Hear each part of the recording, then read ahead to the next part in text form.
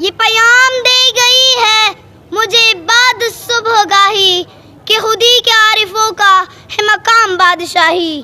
تیری زندگی اسی سے، تیری آبرو اسی سے، جو رہی خودی تو شاہی نہ رہی تو روسیاہی. جناب صدر اور میرے ہم مکتب ساتھیوں، السلام علیکم.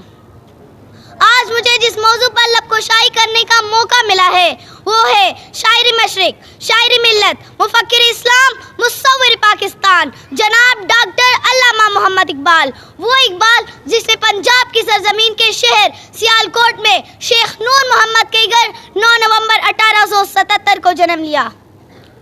جب اللہ تعالیٰ کسی قوم پر احسان کرتا ہے تو اس میں علامہ اقبال جیسے مرد کلندر پیدا کرتا ہے. ہزاروں سال نرگس اپنی بے نوری پہ روتی ہے، ہزاروں سال نرگس اپنی بے نوری پہ روتی ہے، بڑی مشکل سے ہوتا ہے چمن میں دیدور پیدا. علامہ اقبال جیسی شخصیت صدیوں میں ایک دفعہ جنم لیتی ہے. علامہ اقبال ایک سچے عائشی رسول تھے، وہ مبلغ اسلام تھے، مفکر پاکستان تھے اور مسلمانوں کے لیے ایک سچے ہمدرد تھے.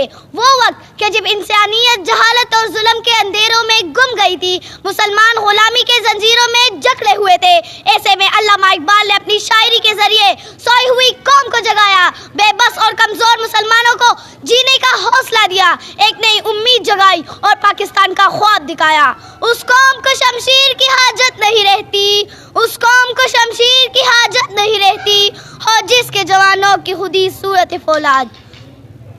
علامہ اقبال 21 اپریل 1938 کو رحلت فرما گئے اور آزادی کی جو شمع انہوں نے جلائی تھی وہ خود اس کی روشنی نہ دیکھ سکے، لیکن اپنے خواب کو قائد اعظم محمد علی جناح کے سپرد کر کے ہمارے لیے ایک آزاد وطن حاصل کیا.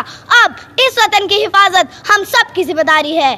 دیارے عشق میں اپنا مقام پیدا کر، دیارے عشق میں اپنا مقام پیدا کر، نیا زمانہ نئے صبح شام پیدا کر.